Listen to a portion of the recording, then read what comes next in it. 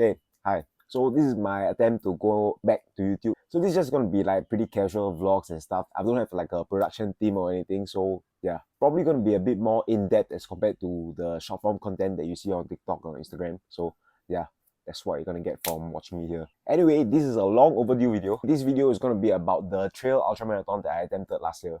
Before getting into ultramarathons, I was doing triathlon. So I trained until I did a full Ironman, managed to complete it, and was quite proud about that. And I felt like the next natural step up was gonna be ultramarathon. After finishing the Ironman, I knew that I could run 42 km and I could withstand a lot more than that because I did a bike and a swim before that as well. So I thought doing a 68 km ultramarathon was a nice little step up as compared to doing the full Ironman. So I signed up for it. But after I signed up, I realized that there was an elevation gain of 5,000 meters. So for context, 5,000 meter elevation gain is something that is pretty typical for 100k or more races. 5,000 meters elevation gain is still quite steep for 100k races, honestly, but it's quite a norm in Southeast Asia at least. So doing 5,000 meters of elevation gain in a 68 km race is pretty insane. It's probably one of the steepest races in Southeast Asia, and it also is the second hardest trail race in Indonesia. And that says a lot because the trails in Indonesia are pretty messed up. So building up to this race, I will always go to Bukit Timah for my training for this ultramarathon.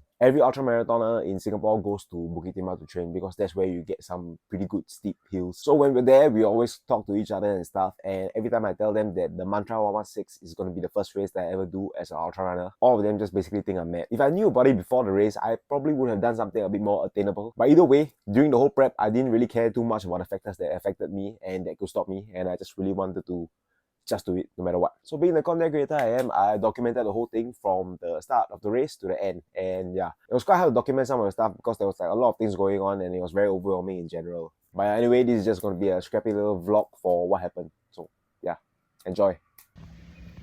Alright, good morning. So today is the day before the race and it's 5:30 a.m. right now. It's the sunrise and this is the view from the hotel. That's the mountain I'm going to be climbing. Pretty scary that I'm going to be doing that, but yeah, I guess that's what it is. Alright, so it's 6 a.m. now. We're in our running apparel, and then now we're gonna go for a little bit of a shakeout run, or maybe it's even just gonna be a brisk walk because the area around here is pretty hilly also, so I'm not gonna strain myself a lot right now. It's just gonna be a nice little thing to get a bit of sweat and to wake up the muscles. It's really pretty cold and I just can't get over how I'm going to be climbing that mountain. It's 31 degrees now, but it's pretty chilly, and on race day itself I'm wearing like an extra thermal layer, so that's going to be quite okay. Just yesterday I was exploring the route around the hotel, so I think I'm going to just use my sense of direction and get a run in.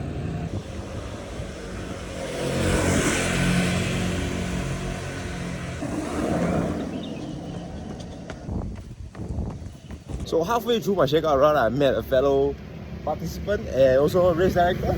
Yes. Yeah. So you're the race course director for one ultramarathon. Oh, okay. How coincidental. Yeah, that's cool.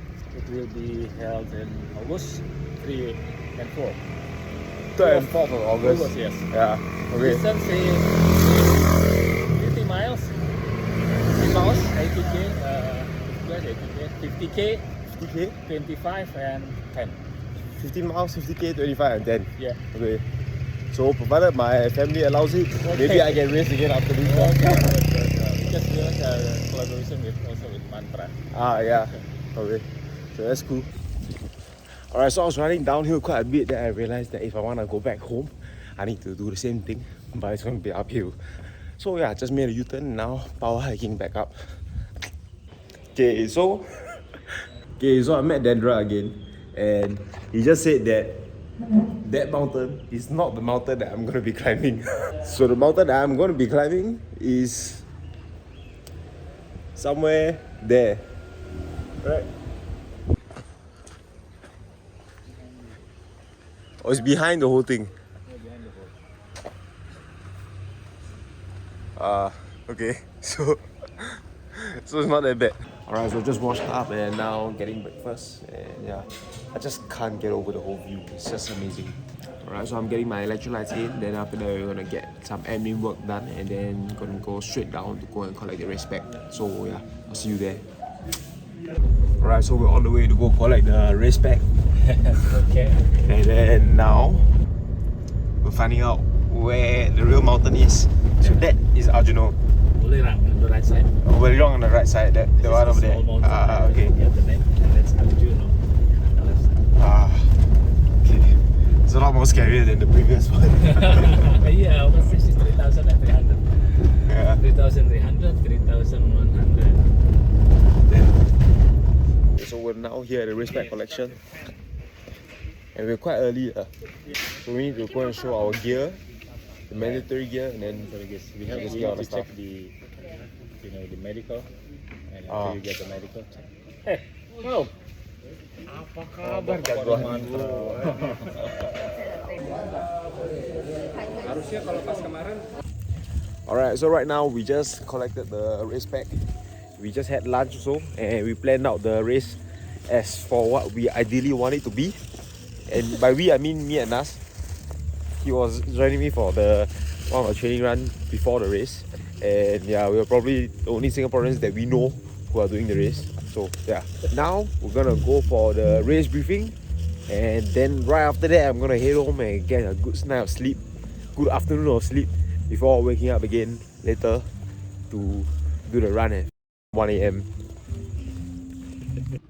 Okay, it's 6 p.m. now. I'm damn tired and I need to wake up at 10 to get ready for the race that's gonna happen at 1 a.m. So yeah, 4 hours of sleep or less. Not the best thing, but yeah. Well, good night. Alright, so didn't have much time to film content, but yeah, I'm already race ready. It's 12:30. The race starts at 1, and yeah, feeling quite okay. A little bit sleep deprived, but yeah, we're gonna just whack and see how it goes. Alright, so it's finally race day. I don't know whether anybody can hear anything here, but yeah, okay. Race is gonna start very, very soon, and the first part of the race is gonna be very hilly, and I'm gonna be on pole, so I don't know whether I'm gonna be able to record for the whole time. So yeah, probably the next time I'll see you will be at the aid station. Yeah, hopefully. See you. Bye from me and us.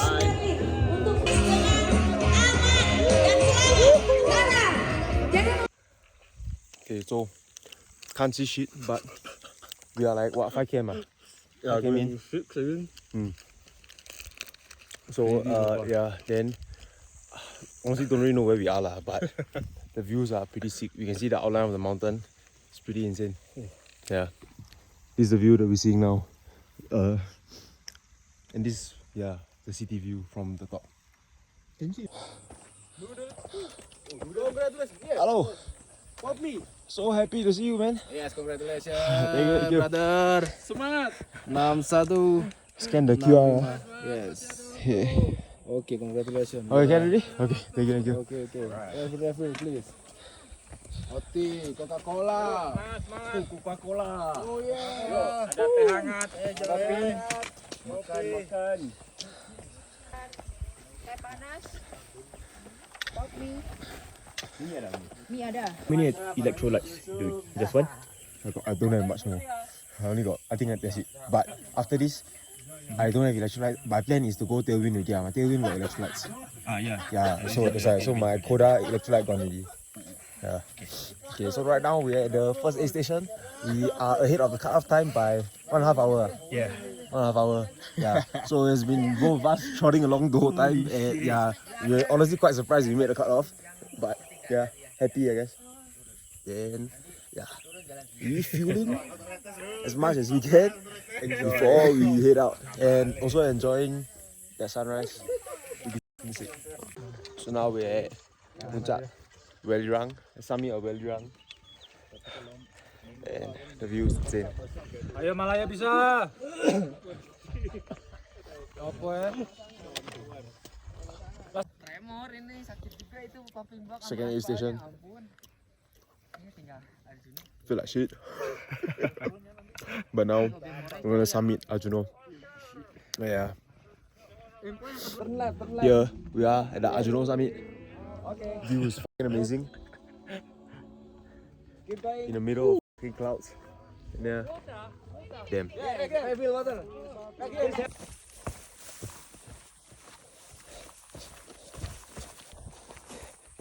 The downhill is fucking up our knees. So as fuck. Got no idea how we're gonna continue with the same set of knees after this downhill. But yeah. So now we are on the descent from Mount Arjuna and it's fucking painful. See?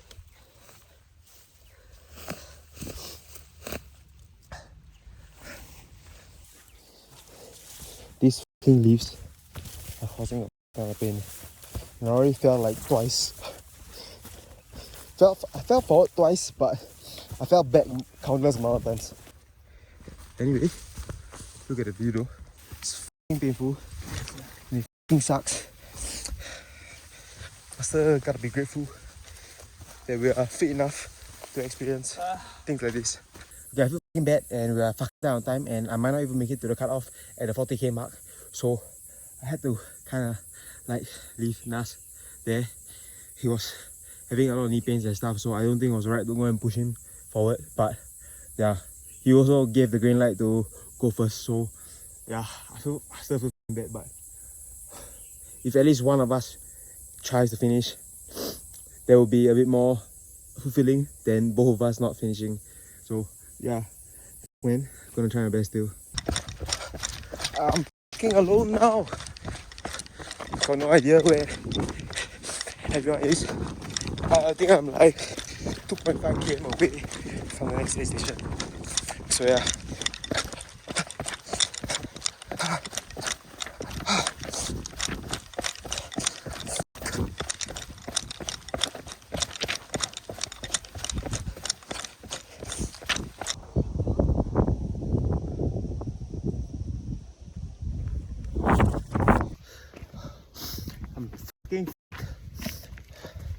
I was alone, then I went off course 400 meters and it was a downhill. By the time I realized I'm hiking up now 400 meters uphill back to the course. Shit like this only happens when you're trying to race the clock.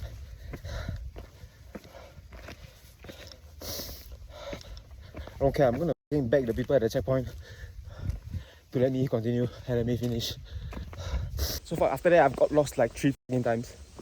Fucking annoying. I feel like God just telling me to not finish today. But whatever, I'm still gonna try to get to the checkpoint at least. And then try to back them or some shit. I don't know. Whatever. The thing is, I got lost. I can't really make the time. But my legs still got a lot left in me. Like I legit still can go and whip back. Man. Annoying. Can't believe I come all the way here. Just DNF. So right after that, basically, I DNF'd. I was really damn angry at myself at that point. Initially, I was like blaming everything, like how the Indonesian kids were just playing around with the distance markers and how the route wasn't really properly marked and all that kind of stuff. But at the root of it all, I was the one who didn't finish the race. No matter what the circumstances were and the conditions and everything, I was the one who could be better to be a person who can finish the race. So honestly, looking back, I don't think fitness was the issue. And I don't think the mental fortitude was the issue as well. I was dying, my whole body was in pain, but I still managed to push through a lot more than what I thought I could. But the main thing that really helped me back was the lack of experience. I trained in Singapore most of the time, and I only see Bukit Timah Hill and MacRitchie. I was put in an environment where I was basically clueless and basically in the middle of the whole mountain. So I was thrown way out of my comfort zone into an environment where I'm super unfamiliar with, and I was given the extremely hard task of finishing the first ultramarathon. So as much as I wish that I finished the ultramarathon, at the same time, I kind of appreciate the fact that I didn't. This was my first race after the Ironman, and the Ironman definitely boosted my ego quite a bit. It hit the point where I thought that the ultra was going to be a breeze, but I was so humbled by the daunting mountain and the terrain in general. That ultramarathon was easily the most toughest, but the most beautiful endeavor that I've ever taken on. The mountain really teaches you a lot about yourself and also shows you how small you really are. I couldn't think of any other better experience to get humbled and to learn so much from. So right after this race, I took a bit of a break and then I started a training block for a backyard ultramarathon. So the backyard ultramarathon is basically where you run 6.78 km every hour on the hour. So that means you will run 6.78 km and you will take probably around 45 to 50 minutes if you do it at a very easy pace. And you will have that leftover time in that hour, which is probably like 8 to 10 minutes to go and rest. But when the next hour starts, you need to go off for your next 6.78 km again. So I basically did that for 15 rounds and I clocked 101 km. On top of that, I also started my own running apparel brand, REVERIE. So yeah, this was just one example of where I realized that these setbacks are just beautiful opportunities for us to grow. I think you should allow yourself to dwell on them, but if you dwell on them too much, you're just going to waste your time worrying about the past and not giving a fuck about what's actually ahead of you. I think if you are facing a setback, you should dwell on them. You should actually soak it in that, life is a little bit shit. But how fast you recover and come back and attack life again is going to be very, very important. So yeah, if you're seeing this video, that means that I've already signed up for 50k ultra marathon that's coming up in this May. This is also the first sample of the second lifestyle tea that I'm going to do. So yeah, as you can tell, there's a lot of things in the works right now. I'm training for the race and I'm building my brand. And there's a lot of stuff to do and I just can't wait to document everything. So yeah, that's what this YouTube is going to be. I'm just going to be documenting as much as I can whenever I can. Bye.